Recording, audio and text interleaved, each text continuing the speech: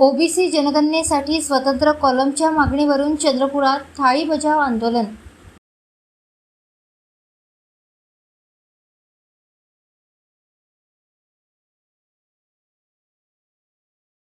जनगणना 2026 प्रक्रियेत ओबीसी समाजासाठी स्वतंत्र कॉलमचा समावेश करण्यात आलेला नसल्याच्या निषेधार्थ सकल ओबीसी समाज आणि ओबीसी सेवा संघ चंद्रपूर यांच्या वतीने जिल्हाधिकारी कार्यालयासमोर जोरदार आंदोलन करण्यात आले।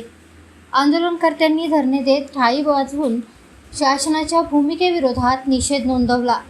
ओबीसी समाजाची स्वतंत्र जनगणना व्हावी तसेच लोकसंख्येची अचूक माहिती समोर यावी अशी प्रमुख मागणी आंदोलकांनी केली।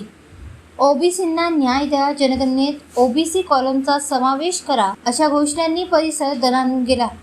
विविध सामाजिक संघटनांचे पदाधिकारी, कार्यकर्ते आणि मोठ्या संख्येने नागरिक आंदोलनात सहभागी झाले होते। यावेळी बोलताना ओबीसी सेवा संघाचे चंद्रपूर जिल्हाध्यक्ष अनिल डाके यांनी सांगितले की ओबीसी जनगणना सुरू झाली असली तरी एससी आणि एसटी समाजासाठी स्वतंत्र कॉलम देण्यात आला आहे, मात्र ओबीसी समाजासाठी कोणतीही स्वतंत्र नोंद ठेवण्यात आलेली नाही। ही बाब अन्यायकारक असून सरकारने तात्काळ जनगणनेत ओबीसीसाठी स्वतंत्र कॉलम द्यावा। सरकारने मागणीकडे दुर्लक्ष केल्यास ऑक्टोबर-नोव्हेंबर महिन्यात महाराष्ट्रभर लाखोंच्या संख्येने तीव्र मोर्चे काढण्यात येतील असा इशाराही त्यांनी यावेळी दिला। 2026 ची जनगणना सुरू झालेली आहे आणि या जनगणनेमध्ये ओबीसीचा कॉलम नाही, त्यामुळे संपूर्ण ओबीसी समाजामध्ये संतापाची लाट आहे। आम्ही शासनाकडे वारंवार मागणी केली की ओबीसीचा कॉलम द्या, ओबीसीची स्वतंत्र जातनिहाय जनगणना करा।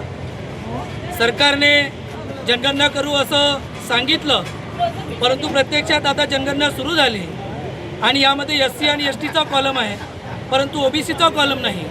त्यामुळे आज जिल्हाधिकारी कार्यालयासमोर या ठिकाणी सरकारचा निषेध करण्यासाठी थाळी बजाव आंदोलन या ठिकाणी करण्यात येत आहे।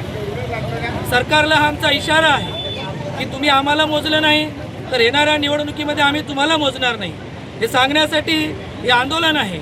या थाळी आंदोलनाच्या नंतर आम्ही ऑक्टोबर-नोव्हेंबरमध्ये संपूर्ण महाराष्ट्रात, देशभरामध्ये ओबीसी समाजाच्या वतीने लाखोंचे मोर्चे निघणार आहेत आणि त्यामुळे सरकारने वेळी सावध होऊन या जनगणनेमध्ये ओबीसीचा कॉलम द्यावा व ओबीसीला न्याय देण्याचं काम करावं।